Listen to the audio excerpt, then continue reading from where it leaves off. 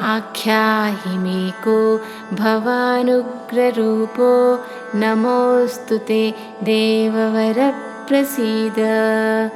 विज्ञातुमिच्छामि भवन्तमाद्यन् न हि प्रजानामि तव प्रवृत्तिम्. In this verse, Arjuna humbly requests Krishna to reveal his true identity and divine nature. He expresses his desire to understand who Krishna is in his magnificent, terrifying form. Arjuna offers his respects, bowing down, and asks Krishna to be merciful and explain his actions and essence.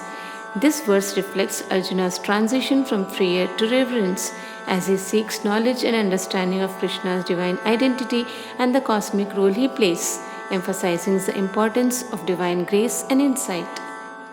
Shri Bhagavanuvacha Kalosmi Lokakshayakrit Pravriddho Lokan Samahartumiha Pravrittaha ऋतेऽपि त्वान्न भविष्यन्ति सर्वे येव स्थिताः प्रत्यनीकेषु योधाः. In this verse, Krishna reveals his true identity to Arjuna, declaring that he is time itself, responsible for the destruction of worlds. He explains that he has come to annihilate the warriors on the battlefield, emphasizing that without him, none of the soldiers arrayed in the battle will survive. This verse underscores the themes of destiny and divine intervention, illustrating Krishna's role as the ultimate force of destruction and the inevitability of warriors' fate in the grand cosmic order. It serves to remind Arjuna of the futility of his fears and doubts in the face of divine will. Tasmat tvamuttishta yasho labhasya जित्वा शत्रून् भुङ्क्ष्व राज्यं समृद्धम् मय्यैवैते निहताः पूर्वमेव निमित्ता मात्रं भव सव्यसाचिन्. In this verse, Krishna urges Arjuna to rise and seize glory, encouraging him to conquer his enemies and enjoy the prosperous kingdom that awaits him. Krishna emphasizes that the warriors have already been slain by him, and Arjuna is merely an instrument in this divine plan. This verse emphasizes the themes of duty, action, and the acknowledgement of divine will, motivating Arjuna to rise above his doubts and fears and fulfill his role as a warrior in the grand cosmic order. It reinforces the idea that success in battle is assured by Krishna's divine intervention. द्रोणै च भीष्मै च जयद्रथै च कर्णन् तथान्यानपि योधवीरान् मया हतांस्त्वयि जहिमा व्यधिष्ठा युद्धस्वजेतासि रणे सपत्नान्. In this verse, Krishna reassures Arjuna that he will defeat significant warriors like Drona, Bhishma, Jayadratha and Karna, who are formidable opponents in the battle. Krishna tells Arjuna not to be disturbed or fearful because he has already killed these warriors and encourages him to fight with confidence. This verse emphasizes the theme of confidence in the face of adversity and the importance of faith in divine guidance. Krishna's assurance serves to bolster Arjuna's resolve, reminding him that the outcome of the battle is already determined by divine will.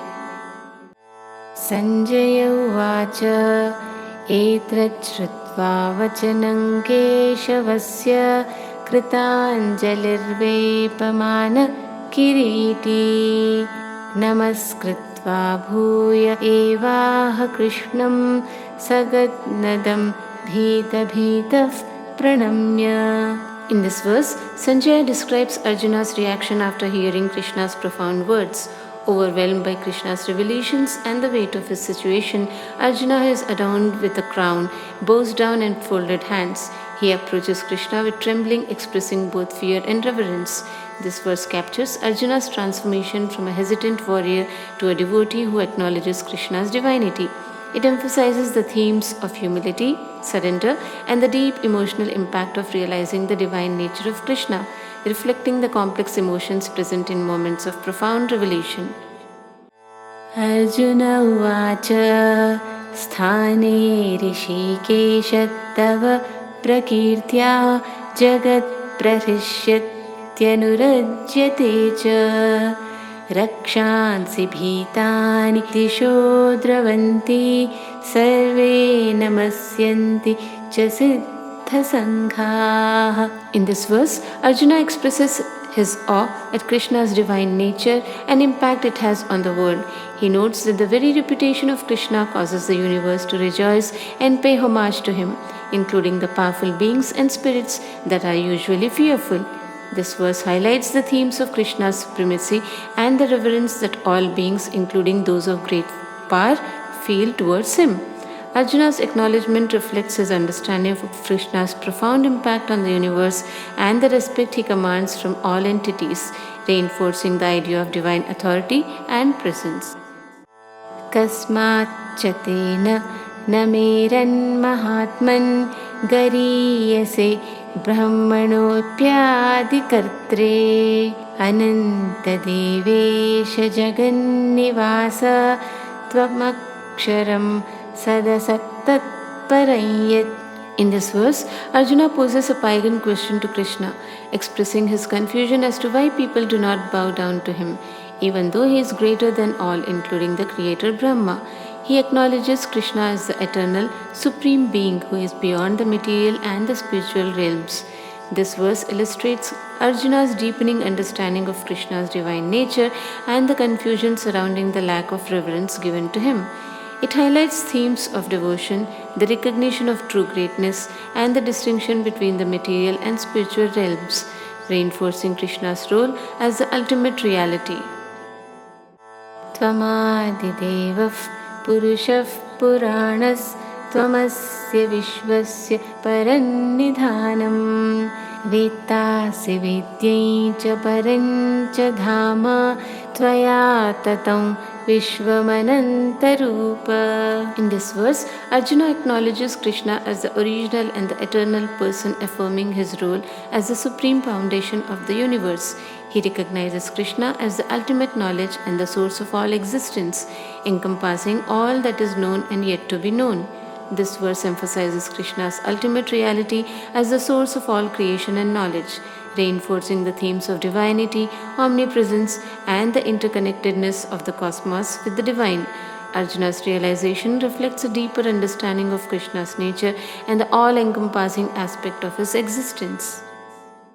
Vayuryamugnir varunashashankav prajapatistvam prapitamahascha namo namastestu sahasrakritvav punascha bhuyopi namo namaste. In this verse, Arjuna expresses deep reverence for Krishna by acknowledging him as embodying various divine forms and deities. He offers multiple salutations, recognizing Krishna's supreme position as the source of all existence. This verse beautifully encapsulates Arjuna's acknowledgement of Krishna's multifaceted divinity and his humble devotion. It highlights the themes of reverence, humility, and understanding of Krishna as the ultimate source of all beings and the forces in the universe. Namah Purasta Datha Prashtataste Namostute Sarvata Eva Sarva Anantavirya Mitavikramasthvam Sarvam Samapnoshi Tatosi Sarvaha. In this verse, Arjuna offers profound reverence to Krishna, recognizing his omnipresence and unlimited power. He acknowledges Krishna as the source of all existence, who encompasses everything and possesses infinite strength. This verse encapsulates themes of devotion, the recognition of Krishna's all-encompassing nature, and the understanding of his infinite power and presence in the universe. Arjuna's respectful acknowledgement highlights his profound reverence and submission to the divine.